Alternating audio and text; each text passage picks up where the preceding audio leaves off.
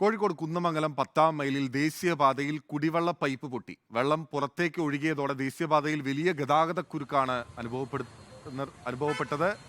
Water authority valve പൂട്ടി വെള്ളത്തിന്റെ ഒഴുക്ക് നിയന്ത്രിച്ചു.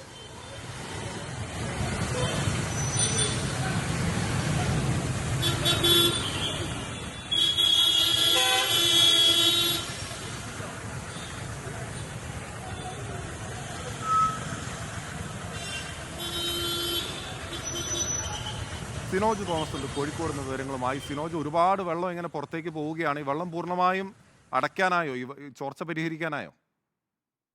ബിനിൽ, വൈകുന്നേരം 6 മണിക്കാണ് ദേശീയപാതയിൽ ഈ പൈപ്പ് പൊട്ടിയത്. പൈപ്പ് പൊട്ടിയതിനെ തുടർന്ന് 10-15 അടി ഉയരത്തിൽ വെള്ളം അതിശക്തിയായി പുറത്തേക്ക് ചീറ്റി ഒഴുകി. ഇതിനെ തുടർന്ന് ദേശീയപാതയിൽ വലിയ വെള്ളക്കെട്ടും രൂപപ്പെട്ടു. അതിനെ തുടർന്നാണ് ഗതാഗതക്കുരുക്ക് ഉണ്ടായത്. നിലവിൽ വെള്ളം ശക്തമായി പുറത്തേക്ക് വരുന്നത് നിയന്ത്രിച്ചിട്ടുണ്ട്. എങ്കിൽ കൂടി ചെറിയ തോതിൽ വെള്ളം ഈ പൈപ്പ് പൊട്ടിയ ഭാഗത്തൂടെ പുറത്തേക്ക് വരുന്നുണ്ട്.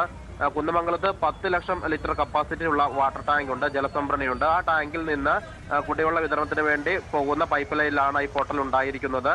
ഈ ടാങ്കിന്റെ സമയത്തുള്ള വാൾവ് പൂട്ടിയെന്നാണ് വാട്ടർ അതോറിറ്റി അറിയിച്ചിരിക്കുന്നത്. എങ്കിലും പൈപ്പിനകത്തുള്ള വെള്ളം ഇപ്പോഴും പുറത്തേക്ക് പോയിക്കൊണ്ടിരിക്കുകയാണ്. ഈ പൈപ്പ് പൊട്ടിയതിനെ തുടർന്ന് ഇപ്പോഴും ദേശീയപാതയിൽ വയനാട് ഭാഗത്തേക്ക് വലിയ ഗതാഗത കുരുക്കുണ്ട്. മുറിയനാൽ, പന്തേർപ്പാടം, കുന്നമംഗലം ഭാഗത്ത് വലിയ ഗതാഗത കുരുക്ക് റോഡിലുണ്ട്. ഇപ്പോഴും ഗതാഗത കുരുക്കുള്ളത് കൊണ്ട് തന്നെ ഇനിയും മണിക്കൂറുകൾ എടുത്താൽ മാത്രമേ ഈ സാധാരണ രീതിയിലേക്ക് ഗതാഗത സംവിധാനം മാറുകയുള്ളൂ. വലിയ രീതിയിൽ ഗതാഗത കുരുക്ക് ഇപ്പോഴും ഈ ദേശീയപാതയിൽ തുടരുകയാണ്. വാട്ടർ അതോറിറ്റി വാൾവ് പൂട്ടിയിട്ടുണ്ട്. 6 മണിയോടുകൂടിയാണ് ഈ പൈപ്പ് പൊട്ടി അതിശക്തമായ രീതിയിൽ വെള്ളം പുറത്തേക്ക് ഒഴുകി എത്തിയിരിക്കുന്നത്. ബിനിൽ, ഓക്കെ.